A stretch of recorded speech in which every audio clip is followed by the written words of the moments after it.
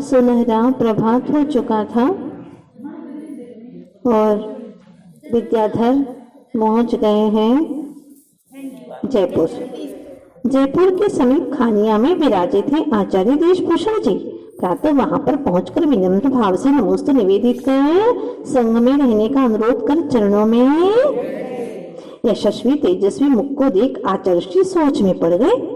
माता पिता की बिना दिए अनुमति कैसे बना दो इसे व्रती? माता पिता के बिना दिए अनुमति कैसे बना दो इसे व्रती? विचार कर बोले, रह सकते हो संग में पर व्रत दे नहीं सकता अभी मैं। संग में रहो लेकिन अभी व्रत। संग में रहकर साधुओं की सेवा से विद्याधर का हृदय किंतु बिना व्रती बने मन। चरणों में जा मुनिवर को पुनः निवेदन किया था, किंतु परिवार की अनुमति बिना ब्रह्मचर्य व्रत। यह सुनकर श्रीपथ की ओर मुड़कर प्रभु की ओर बढ़कर गुरु को समर्पित होकर स्वयं गुरु होने की क्षमता रखने वाले विद्याधर सप्त भय से रहित निर्भय हो और अधिक हो गए दृढ़। हाँ, घबराए नहीं, पीछे भी नहीं हटने का भाव हुआ और दृढ़ संकल्पित हो गए। अब आपको इसमें से 7 भय निकालना है। नहीं रही यह शंका कि इस जीवन में कैसे होगा मेरा गुजारा।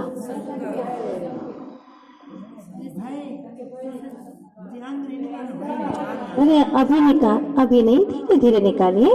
नहीं रही यह शंका कि इस जीवन में कैसे होगा मेरा गुजारा, क्या कहेंगे लोग इसको भी नहीं विचारा। परिवार जन नहीं हटा सकते मुझे पीछे, मेरी आत्मा स्वयं में है, इसमें प्रवेश नहीं किसी का मुझे भय नहीं। आगे की गति की चिंता मैं भला, पर पदार्थों से विरती हो सम्यक जब मति हो तो परलोक से। मेरा लोक नित्य चैतन्य स्वरूप में है, नहीं होता कभी मेरी सत्ता का विनाश। मैं अमरण धर्मा हूँ, जब से मिली मुझे जिनवाणी की शरण, समझ गया मैं तब से नहीं होता मेरा कभी। असाता से हो जाते देह मेरे, मैं आत्मा हूँ ज्ञायक स्वरूपी, देह ही नहीं मेरी तो क्यों हो मुझे वेदना का भय। इलोक भय, परलोक भय, मरण भय, वेदना भय, मेरा नहीं यहाँ कोई रक्षक नहीं कोई समर्थक, इस तरह का अत्राण भय नहीं मुझ में, क्योंकि स्वयं की विशुद्धि ही रक्षा कवच है। हाँ, बहुत महत्वपूर्ण है यह वाक्य। आप कहीं पर भी जाओ, अगर आपकी विशुद्धि है तो आपका सुरक्षा कवच बना रहेगा, और यदि विशुद्धि नहीं है, चाहे कितने को भी पुकारो वो आ भी जाएंगे तो भी तुम्हारी रक्षा नहीं कर पाएंगे, क्योंकि स्वयं का सुरक्षा कवच मजबूत नहीं है। स्वयं की विशुद्धि ही रक्षा कवच है मुझ में, जिन धर्म की कृपा से नहीं जागती मुझ में कोई अशुभ कल्पना, जो होगा अच्छा ही होगा, यही कहता मुझे मेरा धर्मना। मजबूत किले में जो दुश्मन का प्रवेश, मेरे स्वरूप में त्यों पर का कभी प्रवेश।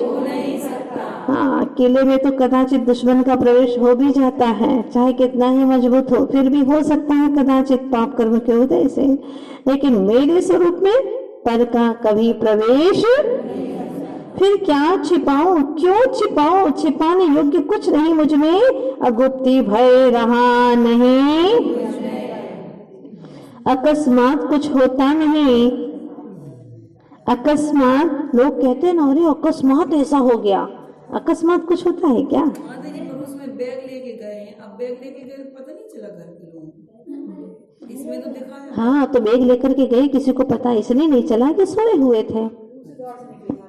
हाँ, अकस्मात कुछ होता नहीं। आप लोग भी ध्यान रखना, अगर कभी ऐसा काम करना हो तो विवेक के साथ में करना। जब तक कार्य पूर्ण न हो, सफल न हो, तब तक इस बात को गुप्त ही रखना श्रेष्ठ है। अकस्मात कुछ होता नहीं, कर्म सिद्धांत कहता है जैसा कर्म उदय होता वही, क्योंकि पूर्व में हमने कर्म बांधे थे ना, तो वही कर्म तो उदय में आए। अकस्मात है क्या यहाँ? नहीं, फिर भी क्या बोल, अरे अकस्मात ऐसा हो गया, तुम्हें पता नहीं था कि ऐसा होने वाला है, लेकिन तुम्हारे बंधे तो कर्म थे ना, तुम्ही ने तो बांधे थे पूर्व में। तो जैसा कर्म उदय होता वही पर का परिणमन मुझ में, निज का निज में परिणमन कभी, पर से सुधार बिगाड़ की कल्पनाएं, निर्भय होकर जीना यही जीवन का। दोनों पंक्तियां बहुत अच्छी, एक बार फिर से दोहराएंगे ताकि हमारे भीतर में प्रवेश कर जाए। पर से सुधार बिगाड़ की कल्पनाएं, निर्भय होकर जीना यही जीवन का। इस तरह सद्विचारों से स्वयं को करते रहते सवल स्वयं आचार्य महाराज थे चकित। कभी नहीं देखा ऐसा साधक जिसका संकल्प हो ऐसा। महाराज सोच रहे हैं कि इतना साधक संकल्प प्रबल है जिसका, धन्य है। पृष्ठ 147 पर देखेंगे। मुश्किल से कटते क्षण, मुश्किल से कटते क्षण व्यतीत हुए यूं कई दिन, घर का कोई सदस्य। हाँ हाँ यही है। एक पेज नहीं, एक पेज नहीं है उसमें।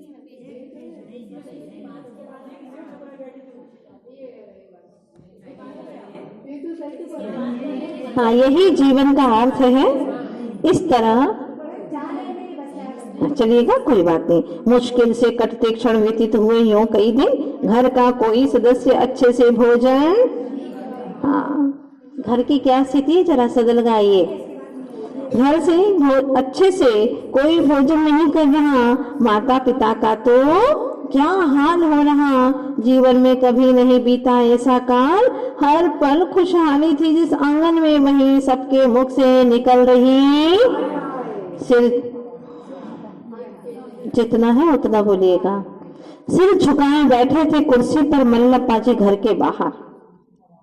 सिर झुकाए बैठे थे मल्लप्पा जी घर के बाहर, तभी डाकिया ने थमाया एक।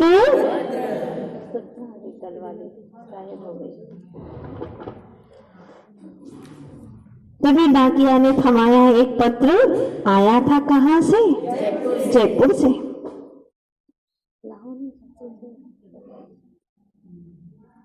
हाँ, सर्वप्रथम आचार्य प्रवर का था आशीर्वाद, किसी ने लिखा था। और सबसे पहले क्या लिखा था? आचार्य भगवान का आशीर्वाद है। 2.5 दिन की लंबी यात्रा कर पुत्र आपका आया है यहाँ पर। व्रत के लिए कर रहा अनुरोध, 2 दिन से अनशन पर है। भावना इसकी उत्कृष्ट है, लेकिन उपवासी के अलावा रहे कोई संघ में भूखा या संघ की मर्यादा के। भाई उपवास करके भूखा रहे तो ठीक है, इसके अलावा कोई व्यक्ति भूखा रहे हमारे संघ की मर्यादा के प्रतिकूल है। अतः व्रत की स्वीकृति प्रदान करो या उन्हें घर लौटा ले जाओ। ये आ गई पाती। पाती पढ़कर पिता सुनावे, माता सुना घर गावे। पाती पढ़कर पिता सुनावे, माता सुना। छोड़ घर चाया विद्यारे, आई संयम स्वर्ण जयंती। छोड़ घर चाया विद्यारे, आई संयम स्वर्ण जयंती। सुनो भई खुशियाँ मनारे, आई संयम स्वर्ण जयंती। भाई बहन याद सतावे, कभी घर आए। भाई बहन याद सतावे, कि कर क्या घर सोना रे। आई संयम स्वर्ण जयंती। कर क्या घर सोना रे, आई संयम स्वर्ण जयंती। सुनो भई खुशियाँ मनारे, आई संयम स्वर्ण जयंती। हम तो खुशियाँ मना रहे हैं, स्वर्ण से जयंती आई। और अब आचार्य भगवान की आचार्य पदारोहण जयंती आ रही है, बस 1 वर्ष। तो पत्र आ गया हाथ में, पाती पढ़ी और सुना दी। पढ़ते ही पत्र छूट गया, हाथ से छा गया अंधेरा चारों ओर से। मुंह से निकला शब्द श्री, नहीं बोल पाए मनती।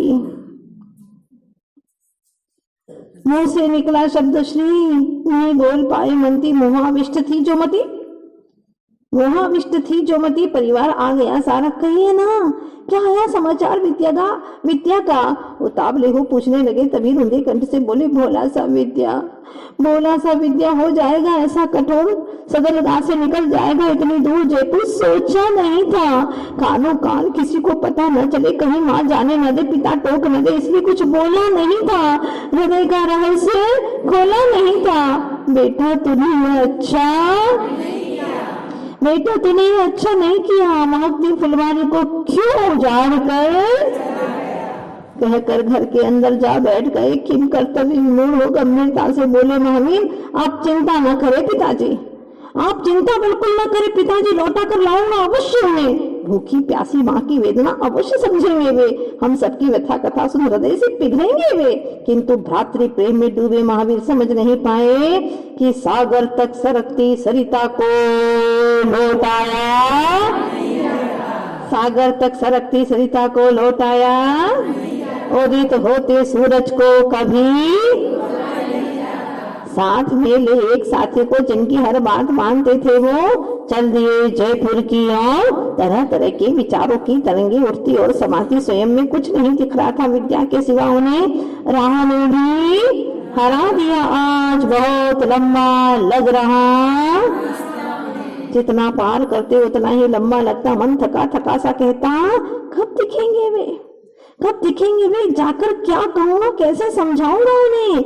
मन ही मन तैयारी, हल्की सी पलके मूंदी ही थी कि सुनाई दिया जयपुर जयपुर जयपुर। श्वासों की गति तेज हो गई, पहुंचते ही संग समीप रागी आंखें पहचान लिया उन्होंने, भाई थे। शास्त्र खोले सोच रहे थे विद्याधर, कदा हम भविष्यामि पाणी पात्रो दिगंबरः। शास्त्र खोल करके क्या चिंतन कर रहे थे, मैं कब पाणी पात्र दिगंबर अवस्था को प्राप्त होऊंगा। महावीर के धैर्य का बाण, मोह का जल। बोले, तुमने ये क्या किया, तुमने ये क्या किया। माता पिता की बुरी हालत है, बहनों के आंसू थम नहीं रहे, अनंत शांति के नैन दिन रात तुम्हें ढूंढ रहे हैं। सारे सदनगाह में छाई उदासी, बंद करो शास्त्र, अब चलो घर की ओर, अब चलो घर की ओर, नहीं रोकेंगे तुम्हें कभी, कर लेना धर्म वही। समझाने लगे भांति भांति से जैसे मनाया था कभी भरत ने, लेकिन मौनम सर्वत्र, कैसे बैठे हैं दोनों देखो, लेकिन मौनम सर्वत्र। ये सोच विद्याधर चुप थे, भीतर ही भीतर विचार रहे थे। जीवन, बहुत अच्छी पंक्तियां हैं, क्या सोच रहे थे, जीवन गतिशील है लुढ़कते, जीवन प्रवाहशील है बहती, और जीवन परिवर्तनशील है रंग बदलते। आज जो धर्म पथ के लिए मना कर रहे हैं, कल वे ही मुक्त कंठ से करेंगे सराहना। मुझे नहीं करना परवाह, शरारत करने वाला शरीर ही जब मेरा नहीं, तो मोह भाव से वार होता है आत्मा पर जिनसे। आप परि समन्ता द्वारम करोति इति, ऐसा वह परिवार कैसे हो सकता है। जब शरीर ही मेरा नहीं तो परिवार मेरा कैसे हो सकता है। दोनों ओर से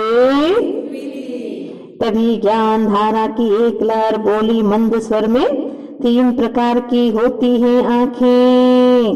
पहली चर्म की आंख खुलती है जब, तब उसे, दूसरी बुद्धि की आंख खुलती है जब, तब उसे, और तीसरी ज्ञान की आंख खुलती है जब, तब उसे। उठना, समझना और जागना। विशुद्ध भावों से, दृढ़ मनोबल से, आगम चक्षु के प्रभाव से खुल चुकी है तीसरी आंख जिनकी, वह मोह तमस से कैसे घिर सकता है। सही लक्ष्य ले संयमित चरणों वाला प्रलोभन के पथरीले पथ पर कैसे साहस पूर्वक करुणा भरी आवाज में कहने लगे महावीर, एक बार घर चल दो, एक बार घर चल दो, मुख बोलो और आगे दो। गंभीरता से शांत स्वर में बोले, मेरे लक्ष्य में बाधक मत बनो, मेरे लक्ष्य में बाधक मत बनो, मुझे अपना कार्य करने दो। माता पिता भाई बहन मिले अनंत बार, नहीं मिला अब तक सिद्धों सा परिवार। माता पिता भाई बहन मिले अनंत बार, नहीं मिला तो अब तक सिद्धों सा परिवार। जग से मिला अनेकों बार पर मिला कुछ नहीं, जग से मिला अनेकों बार पर मिला कुछ नहीं। एक बार मिलने दो निज से, फिर मिलने योग्य शेष रहेगा दूध से निकला नवनीत पुनः दूध में कैसे समा सकता है। दूध से निकला नवनीत पुनः दूध में, नवनीत को क्या दूध में वापिस समा सकते हैं। तर्कस से निकला तीर पुनः उसी में कैसे जा सकता है। एक बार निकल चुका हूं मैं निज ग्रह की तलाश में, अब उस जड़ ग्रह में आकर क्या मिल सकता है, क्या मिल सकता है। अब मैं वयस्क हूँ 20 वर्ष का, यह मेरा सहज निर्णय है कहकर इतना हुए। अनेकों प्रश्न पूछने पर भी मौन धरे, कुछ न बोले। तब पहुंचकर आचार्य श्री, देखो मौनम सर्वत्र साधित, बस तब पहुंचकर आचार्य श्री के निकट आंसू बहाते हुए महावीर कहने लगे, विद्या का शरीर क्रश हो चुका है, कितने उपवास कर चुका है, ये घर जाने की अनुमति दीजिए। विद्या को इशारा करते हुए कहने लगे आचार्य श्री, अपने भाई की भावना रख लीजिए, वो क्यों बुरे बने। हाँ, तुम दोनों निपट लो, और वो निपट सकते, इतने सामर्थ्यशाली हैं, अपने भाई की भावना रख लीजिए। सुनते ही मौन खोलकर बोले, हे अशरणों की महाशरण, निराश्रयी के आश्रय धाम, मेरा आलम्बों के आलम्बन निवेदन है, नहीं जा सकता मैं घर, मुझे व्रत प्रदान कीजिए, आया हूँ आपकी शरण, अब शरण में रख लीजिए। आखिर विवश हो चुप हुए महावीर, तब प्रसन्न हुआ आचार्य श्री ने दिया आजीवन व्रत। सच ही कहा है, सच ही कहा है, गुरु की कृपा का प्रमाण नहीं मांगना और उनके मौन को उपेक्षा नहीं समझना। इनकी कार्य प्रणाली होती जग से भिन्न, न किसी से प्रसन्न होते न किसी से खिन्न, सदा सहज आत्मस्पर्शी उतने ही होते वे। ऐसे गुरु को किया अंतर जगत की यात्रा का हुआ यहाँ महत्वपूर्ण।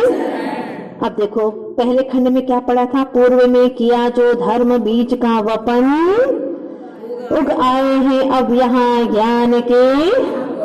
हाँ, पहले खंड में बीज का वपन किया था, दूसरे खंड में ज्ञान के अंकुर फूट गए। हुआ जो गुरु कृपा जल का वर्षण, व्रत ग्रहण कर मन में अमंद गति वाली यतिपति, अमंद गति वाली यतिपति वृत्ति वाली अखंड ज्ञान धारा प्रवाहित होते होते विद्याधर की कथा को लिखती गई धरा। मतलब ज्ञान धारा अखंड जो है वो प्रवाहित भी होती गई और विद्याधर की कथा को लिखती गई धरा पृष्ठ पर, इसी विश्वास के साथ कि अमर रहेगी यह जब तक है ज्ञान धारा में, और आगे बढ़ती जा रही, बढ़ती जा रही, बढ़ती जा रही ज्ञान धारा।